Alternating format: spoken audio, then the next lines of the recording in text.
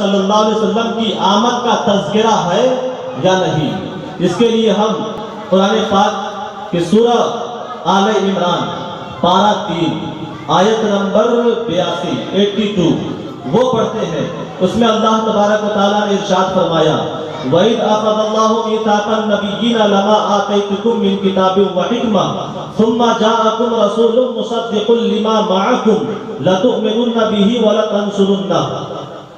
یہ کس پارے کی آیت ہے؟ تیسرے پارے کی۔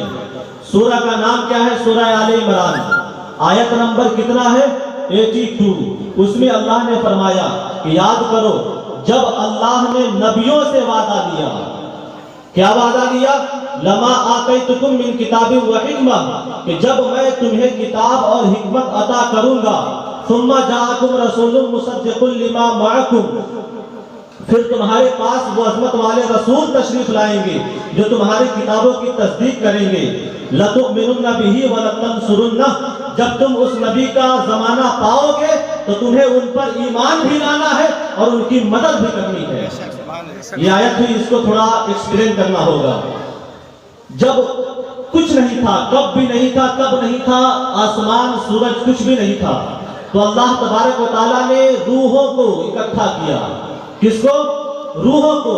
ہم انسان ہیں، دو چیزوں سے بنے ہوئے ہیں، جسم اور روح۔ جسم اور روح، جس کو انگریزی میں سول اور باڈی کہا جاتا ہے۔ تو جب کچھ بھی نہیں تھا تو اللہ تبارک و تعالیٰ نے نبیوں کی روحوں کو اکٹھا کیا۔ کس کو اکٹھا کیا؟ نبیوں کی روحوں کو، یعنی وہ روح ہیں جن کو اللہ تبارک و تعالیٰ دنیا میں بھیجنے والا تھا۔ کیسے؟ نبوت عطا کر کے، کتاب عطا کر کے، ان تمام نبیوں کی روحوں کو اکٹھا کر کے اللہ تبارک و تعالیٰ نے ایک وعدہ لیا۔ وہ وعدہ یہ کہ اے نبیوں کی جماعت، میں تمہیں دنیا میں بھیجوں گا، کتاب بھی عطا کروں گا، نبوت عطا کروں گا، تم دنیا میں جا کر کے کتاب کی تبلیغ بھی کرو گے، دین کی تبلیغ کرو گے، لیکن اسی بیچ اگر میرے آخری نبی تشریف لے آئے تو تمہیں ان پر ایمان بھی لانا ہوگا اور ان کی مدد بھی کرنی ہوگی۔ یہ سورہ آل عمران میں بتائیے، جب کچھ بھی نہیں تھا تو اللہ تبارک و تعالیٰ نے نبیوں کی روحوں کو اکٹھا کیا اور ان سے یہ خطاب فرمایا۔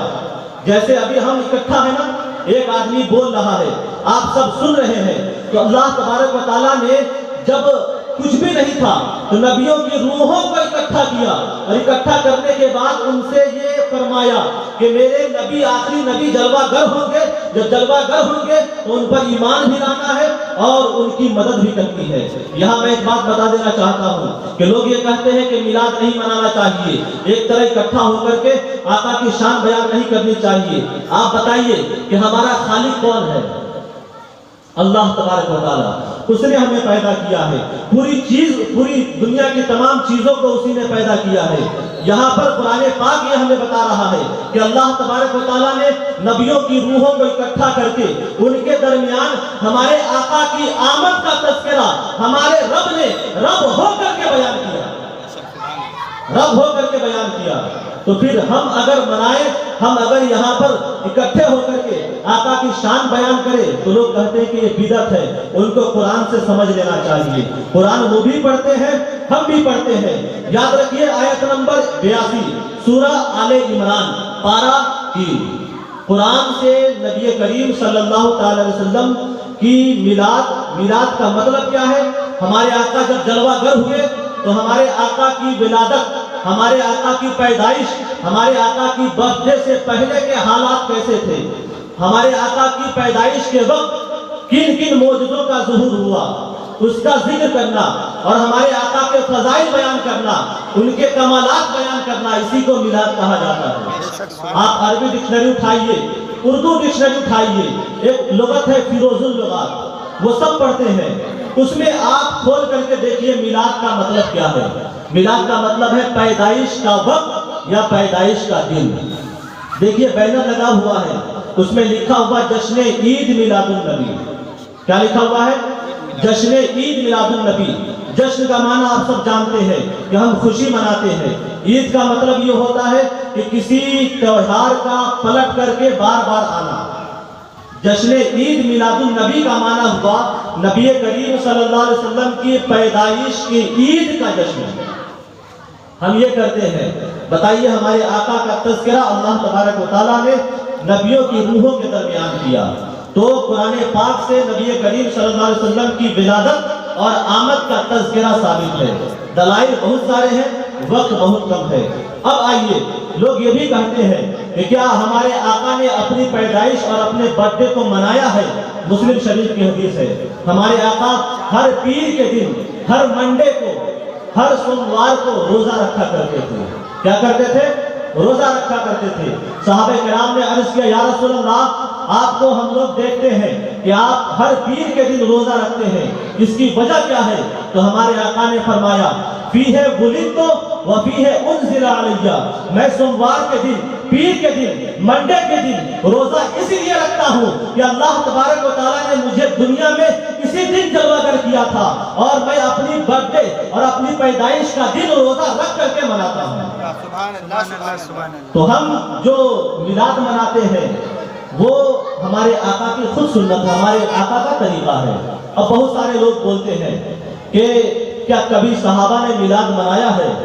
سنیے، طبرانی کی حدیث ہے، حضرت خریم بن اوس کہتے ہیں کہ غزوہ تبوک جنگ ہوتی تھی، جس جنگ میں ہمارے آقا شامل ہوئے اس کو غزوہ کہا جاتا ہے۔ غزوہ تبوک میں فتح ہوئی مسلمانوں کو، صحابہ کرام کے ساتھ سرکار تشریف لے آئے مدینہ منورہ، وہاں پر 30,000 صحابہ کرام کا مجمع تھا۔ کتنے؟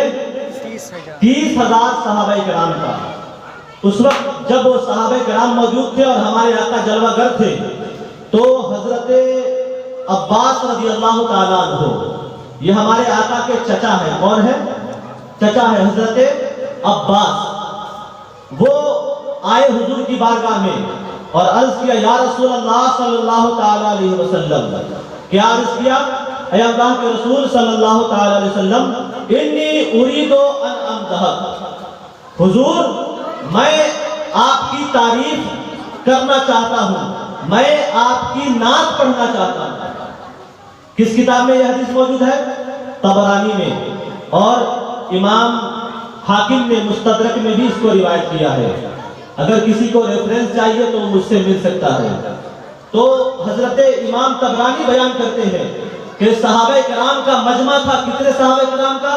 30,000 صحابہ کرام کا مجمع تھا۔ ہمارے آقا جلوہ گر تھے صحابہ کرام کے درمیان۔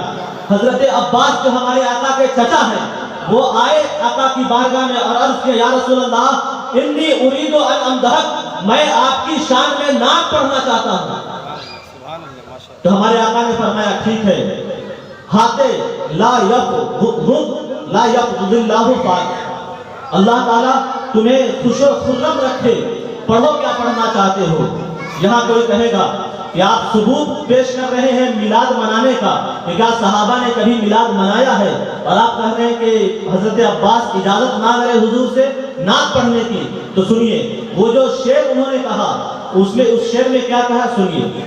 حضرت عباس عرض کرتے ہیں، وَأَنْتَ لَمَّا وُلِدْتَ أَشْرَقَتِ الْأَرْضُ وَضَاءَتْ بِنُورِكَ الْأُفُقُ، یا رسول اللہ صلی اللہ تعالی علیہ وسلم، وَأَنْتَ لَمَّا وُلِدْتَ، یا رسول اللہ صلی اللہ تعالی علیہ وسلم، جب آپ کا میلاد ہوا۔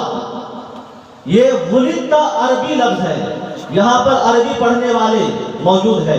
ولدا یلدو اسی سے مجہول ہے، متکلم کا صیغہ، انت لما حاضر کا صیغہ، انت لما ولدت، یا رسول اللہ صلی اللہ تعالی علیہ وسلم، جب آپ کا میلاد ہوا، جب آپ دنیا میں جلوہ گر ہوئے، تو ہوا کیا؟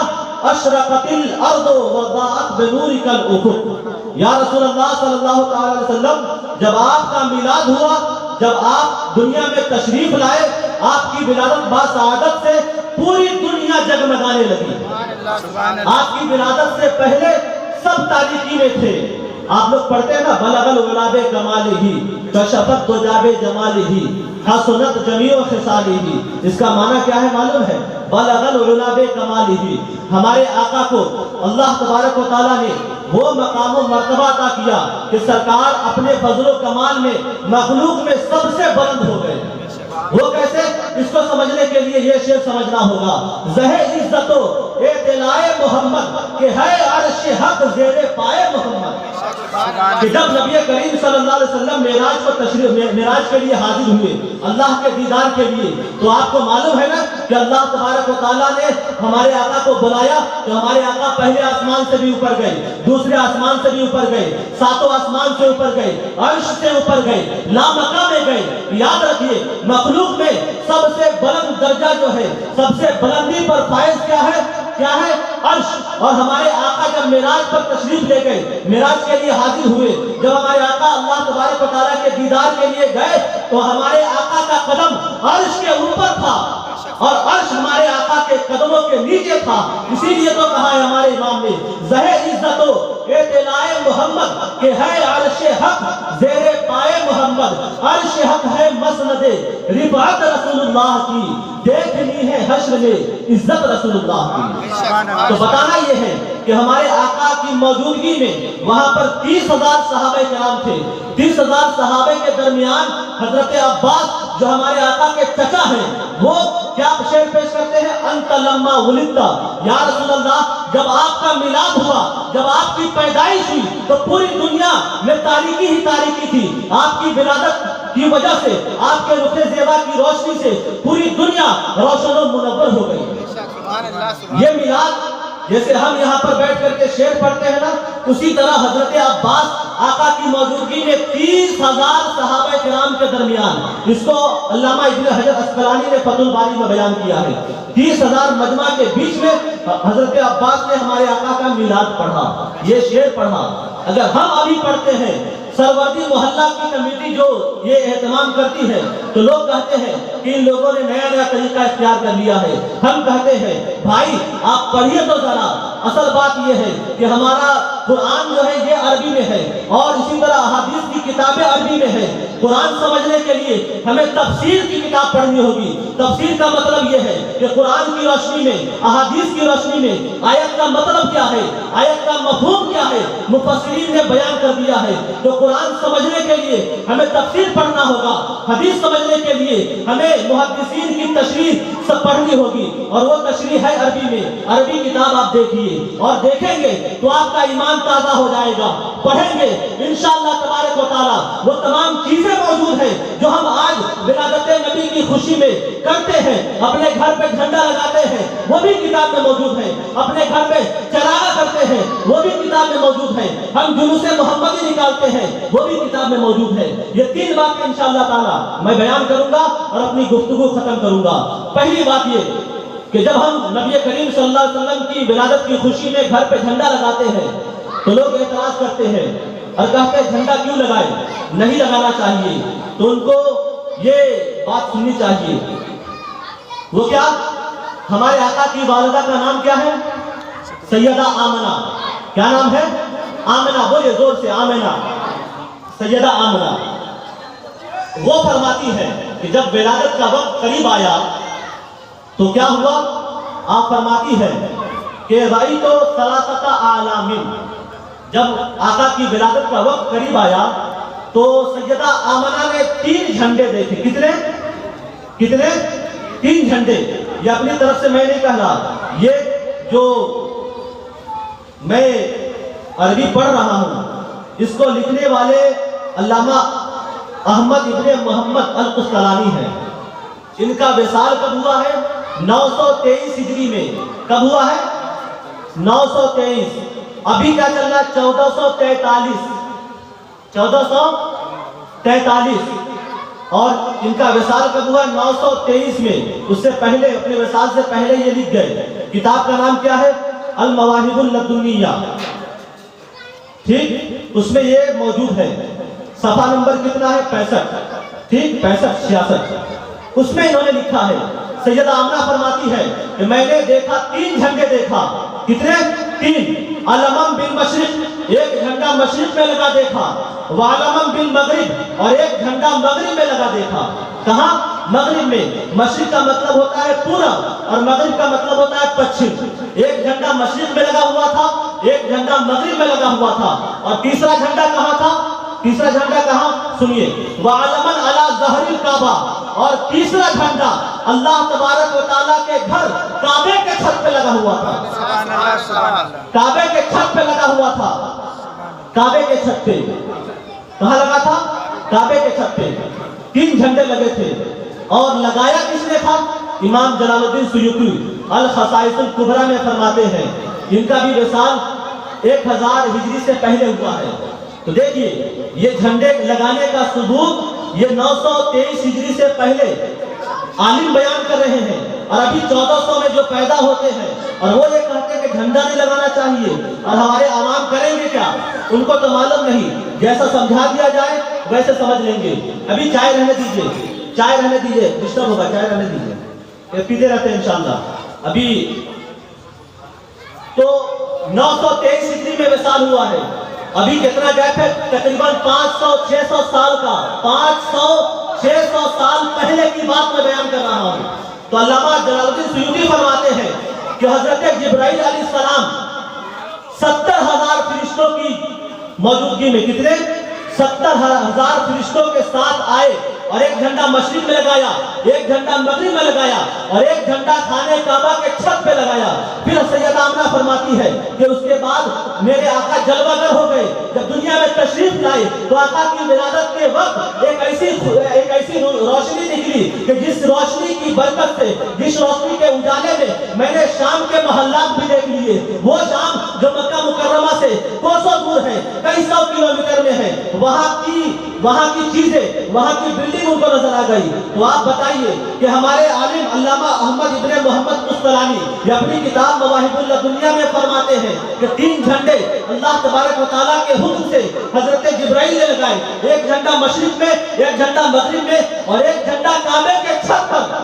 اور فرشتے، حضرت جبرائیل فرشتوں کے سردار ہیں، فرشتے وہی کام کرتے ہیں جو اللہ آرڈر انہیں دیتا ہے، جو ان کو حکم ملتا ہے، یہ سب جانتے ہیں، پڑھتے ہیں۔ تو حضرت جبرائیل اللہ کے حکم سے 3 جھنڈے لگائے، ایک مشرق میں، ایک مغرب میں، اور ایک کعبے کے چھت پر۔ آپ بتائیے جب حضور کی ولادت ہوئی اس سے پہلے اللہ تبارک و تعالیٰ نے اپنے گھر پہ جھنڈا لگوایا، حضرت جبرائیل نے لگایا۔ تو اگر ہم ابھی 12 ربیع الاول کا مہینہ آتا ہے تو ہم جھنڈے لگاتے ہیں، تو لوگ کہتے ہیں ثابت نہیں ہے۔ ان کو یہ بات سیکھنی چاہیے، سننی چاہیے اور سمجھنی چاہیے کہ یہ ہم لوگوں نے ہندوستان میں رائج نہیں کیا ہے، بلکہ یہ کسی اور کی سنت نہیں، بلکہ حضرت جبرائیل نے اسے لگایا، اور لگوایا ہمارے رب نے، سبحان اللہ، لگوایا ہمارے رب نے، اپنے گھر پہ لگایا، کعبے پہ جب لگا۔ اور ایک بات سن لیجئے، کئی کتابوں میں آپ کو یہ باتیں ملیں گی، لیکن آپ کو کسی کتاب میں یہ نہیں ملے گی کہ وہ جھنڈا نکال لیا گیا ہو۔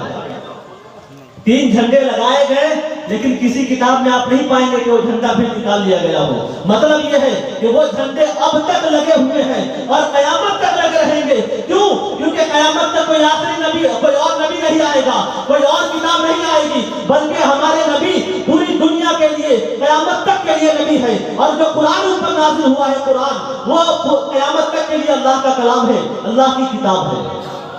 دوسری بات، جب ہم اپنے گھروں میں چراغاں کرتے ہیں، لائٹنگ کرتے ہیں، لوگ کہتے ہیں نہیں کرنا چاہیے، فضول خرچی ہے۔ بات بہت لمبی ہے، مختصر۔ علامہ ابن حجر اسقلانی نے فتح الباری شرح صحیح بخاری میں بیان کیا، کیا بیان کیا؟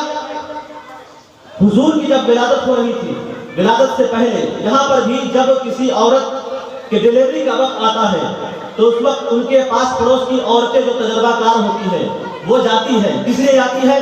تاکہ بچے کی پیدائش میں آسانی ہو سکے اور وہ ہیلپ کر سکے۔ جب ہمارے آقا کی ولادت کا وقت قریب تھا تو اس وقت کئی عورتیں ہمارے آقا کی والدہ کے پاس گئیں۔ انہی عورتوں میں سے ایک حضرت عبداللہ ابن ابو العاص کی ماں تھی۔ وہ گئی آقا کی ولادت سے قبل ان کے گھر میں، سیدہ آمنہ کے گھر میں۔ جب وہ کمرے میں تھی، کمرے سے باہر آئی، آقا کی ولادت سے کچھ دیر پہلے کا واقعہ ہے، تو وہاں سے وہ آئی آنگن میں، صحن میں، تو انہوں نے کیا دیکھا سنیا۔ فَجَعَلْتُ أَنظُرُ إِلَى النُّجُومِ تَدَلَّى۔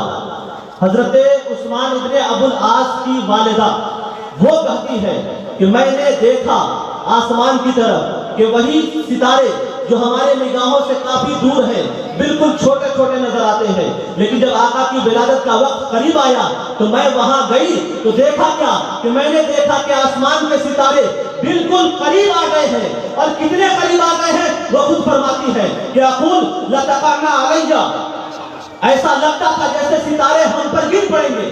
بے شک بے شک ستارہ سمجھتے ہیں نا، تارا جو آسمان میں ہے، وہ کہتی ہے کہ حضور کی ولادت سے قبل میں جب ان کے صحت میں گئی تو دیکھا کہ ستارے بالکل قریب آ گئے ہیں، اور قریب کتنے آ گئے ہیں، ایسا لگتا تھا کہ ہم پر گر پڑیں گے۔ یہ بات کہاں بیان ہوئی ہے؟ امام حافظ ابن حجر اسقلانی نے بیان کیا ہے فتح الباری شرح صحیح البخاری میں۔ صحیح بخاری یہ حدیث کی سب سے معتبر کتاب ہے، اس کی شرح یہ ہے، میں نے اسے پہلے بتایا کہ قرآن کے بعد سب سے اہم درجہ اور بلند مقام کسی کتاب کا ہے تو وہ بخاری شریف کا، اس کی شرح، اس کی ایکسپلیشن جو ہے نا وہ اس میں موجود ہے۔ علامہ ابن حجر اسقلانی فرماتے ہیں ان کا وصال کب ہوا ہے؟ 852 ہجری میں، 852 ہجری میں، ابھی 1443 ہے۔ آپ بتائیے کتنے سال پہلے انہوں نے لکھا ہے؟ 700 سال پہلے، تقریباً 700 سال پہلے انہوں نے لکھا ہے۔ اور بھی بہت ساری کتاب آپ کو ملے گی صرف آقا کی میلاد کے اوپر، لیکن یہ ہے کہ عربی میں ہے، ہم لوگوں کی یہ مجبوری ہے۔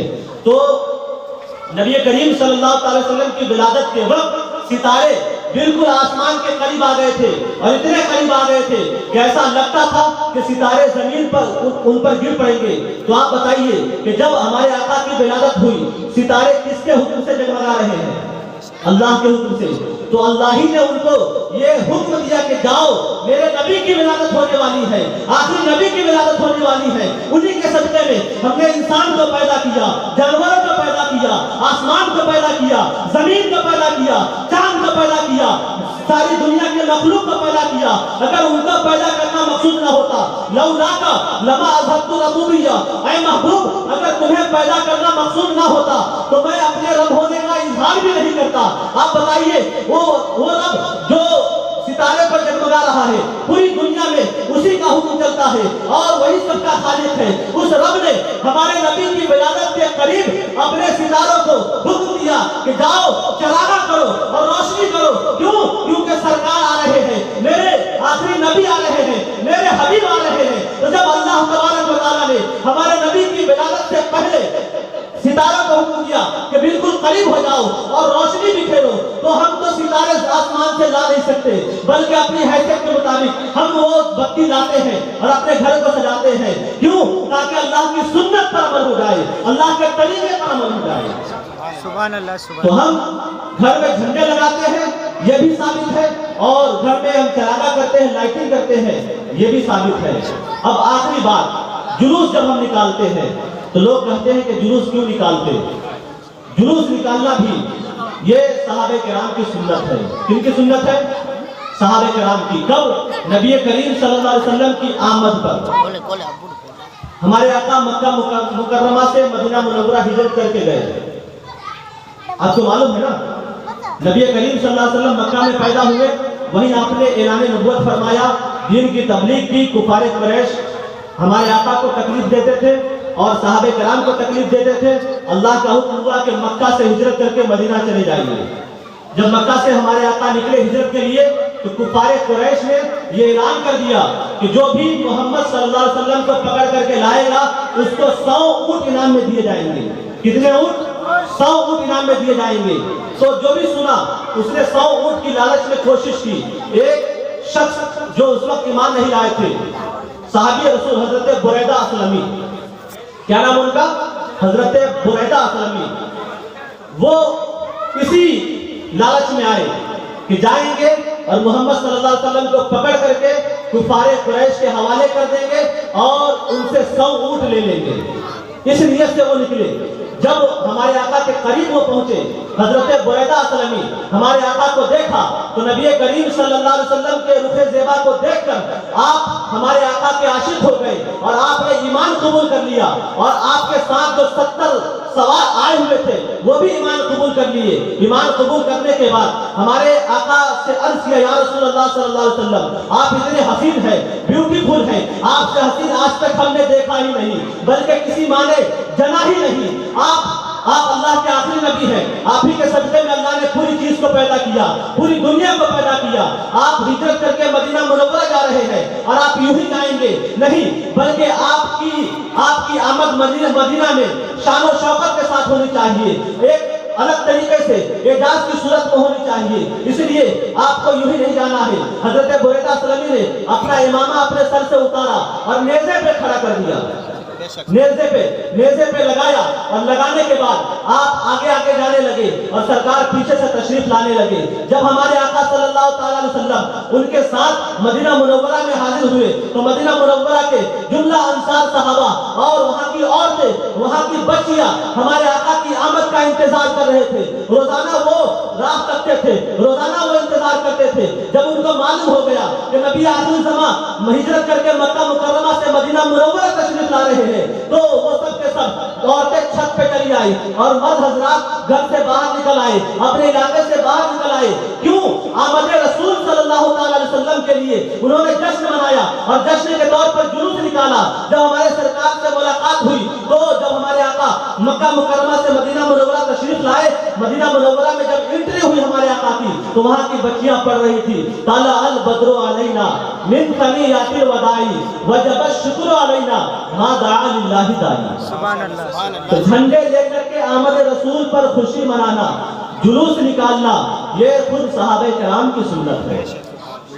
اب آخری باتیں بہت زیادہ ہیں، دلیل کے لیے وقت چاہیے، لیکن ہمیں اپنے مہمان خطیب کی خطابت سننی ہے.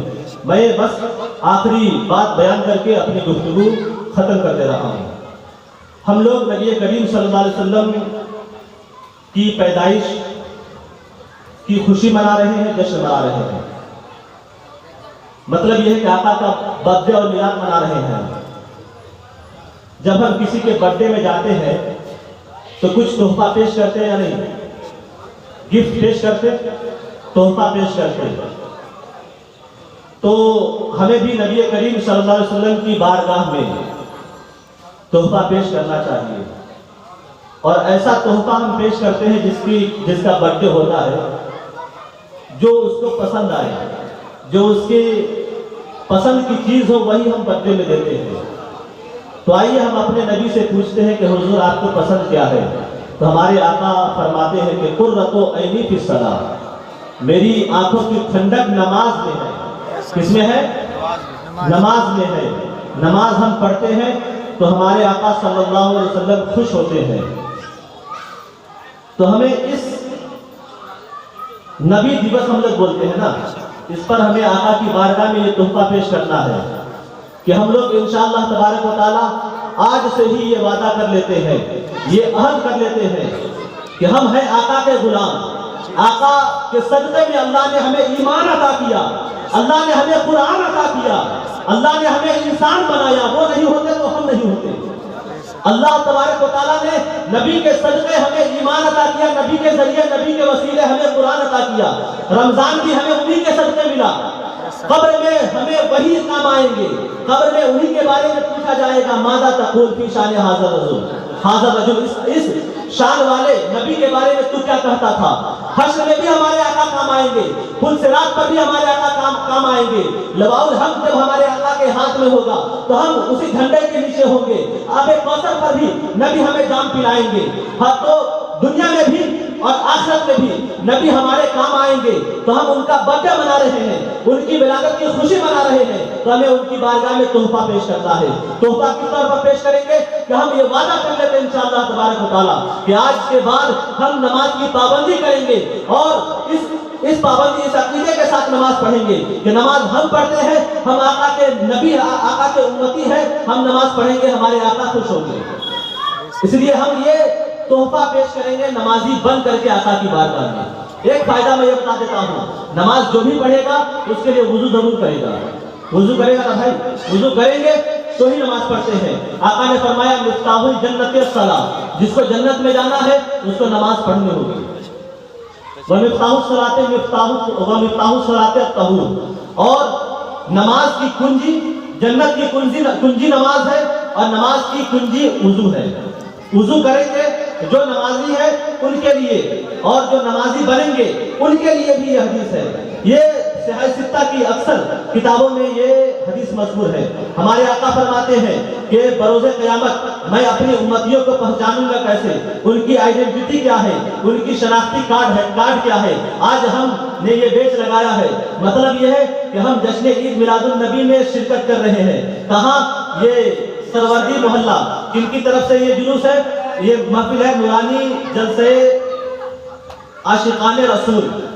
یہ تو یہ اس سے سمجھ میں آتا ہے کہ ہم کہیں بھی جائیں گے تو لوگ پہچان لیں گے کہ ہم یہاں سے آ رہے ہیں. یہ ہماری پہچان اور شناختی کارڈ ہے, آئیڈینٹی ہے. اور ایسے ہی جب کوئی بچہ کسی اسکول میں پڑھتا ہے, کوئی آدمی کسی آفس میں کام کرتا ہے تو ان کے ساتھ بیچ ہوتا ہے, اس پر ان کے بارے میں لکھا رہتا ہے یہ ورکر ہے کہاں کے, یہ کرتے کیا ہے, یہ پڑھتے ہیں تو کس اسکول میں پڑھتے ہیں, کس مدرسے میں پڑھتے ہیں.